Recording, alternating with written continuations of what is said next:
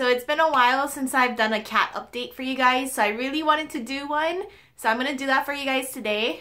But for those of you who are new to my channel and don't know about my cats yet, let me give you a quick introduction to them. So a lot of you guys have already pointed him out, but this is Parang, which is blue in Korean. And he is about 4 years old now, I think. But I only got him in January. I actually adopted him. He's a really big boy, and he's a British short hair. He really likes to come and like appear in my videos when I'm filming, so you'll probably see him a lot in the background. And if you don't see him, you'll probably hear him playing with his toy, like rattling around everywhere, running around everywhere. But this is Parang. And so the one you guys have all been waiting for, this is Miko. So I got her before Parang. And I got her when she was 2.5 months old. Me and Sharla actually saved her from the pet shop. If you guys don't know the story, I'll have it all linked down below so you guys can go check out those videos to kind of update yourselves on my cats. But if you can see, she's gotten a lot bigger, which I'm so happy about. I was so worried she was gonna stay really tiny. She's a little angry right now because she was sleeping. But yeah, I'm so happy because like she's a lot bigger now. For the longest time, she was only about 2 kilos and 2.2 kilos. But last time I took her to the vet, she was 2.8. And I think she's even heavier now. She's probably about 3 kilos. I better let her go because she's getting all fussy. But I just want to share her with you guys first. For those of you that don't know Miko yet. Miko is going to be 2 years old in February, so 2 more months before she's 2 years old. And as far as her disease, I haven't noticed it progress too much. There are some days where she'll growl a lot because her foot or her tail would be sore. But for the most part, she runs around, she's pretty active. And because of the disease, she has these lumps on her legs.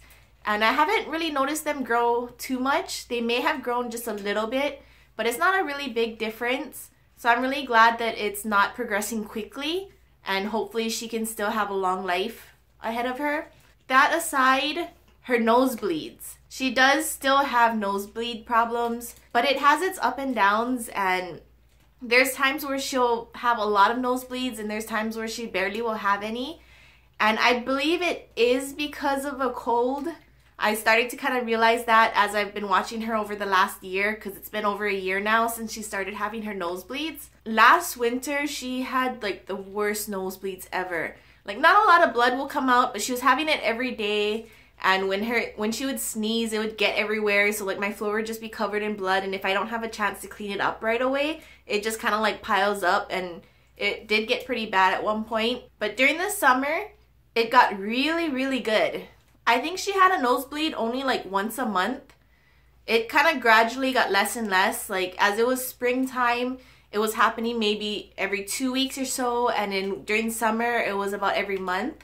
And to the point where she wasn't getting it for like a month and a half. But she did still get them every so often. And it was only really slight nosebleeds. And now that it's becoming winter again, she is starting to get a little more nosebleeds. But it's still happening maybe like once a week. And she did have this one time where she got really, really sick, and I actually got a little bit scared.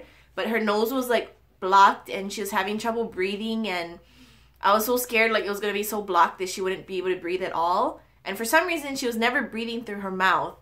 So I guess it wasn't bad enough to where she needed to breathe through her mouth, but it was bad enough to where like I could hear her breathing constantly. And so it worried me, so I took her to the vet, and he just said it's a normal cold.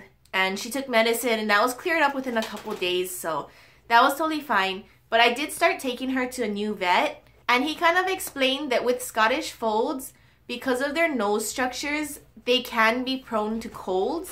And after looking at her nose and noticing like how tiny it is and how like flat it is, he suggests that it is like her getting colds, and maybe like if there's too much dust in the room, like if the dust gets in her nose, it could be causing her nosebleeds as well.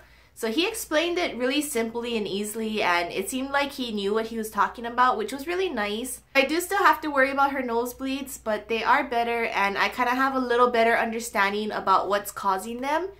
And even when she had that bad cold, she had a few nosebleeds, but As soon as the cold was gone, her nosebleeds went away as well. And now that it's getting colder again, I think she's just really susceptible to colds. So she's constantly getting sick as soon as she's getting over it. Especially because I can't leave the heater on constantly for her, because then the room gets too dry and she gets nosebleeds anyway. So I kind of have to, you know, set a time where I'll turn the AC on and then I'll turn it off. So she kind of has to go through like a hot and cold, because if I leave it off for too long, it gets too cold and then she gets sick. If I leave the heater on too much, then it gets too dry and she has her nosebleeds anyway. So I kind of have it going like off and on, and I think that also causes her colds. So it's probably going to be another tough winter. I'm going to have to keep an eye on her and try to control her nosebleeds as best as possible. But let's hope it's not as bad this year, and let's hope the vet I'm going to now might be able to give me something to kind of relieve her nosebleeds. When she does have her nosebleeds, it's not like she has like a ton of blood coming out, and it's not constantly. She only sneezes and stuff for maybe like 20-30 seconds, and then she stops and then her nosebleed's done too. It just seems really bad because she sneezes and it gets everywhere. So that's my update on Miko. As far as her bone disease, it's doing really well. It hasn't progressed, and of course it doesn't get better, but it hasn't gotten worse, which I'm really thankful for. And like I said, she has her bad days where she's in pain and doesn't move much, but then she has her good days where she's running around like crazy, like a mad cat. But yeah, I'll link videos down below for those of you that would want more information on Miko. And I'll add videos of them after this, so if you want to watch them play and have fun or just sleep, then please stay till the end. But I'll see you guys next time. Bye!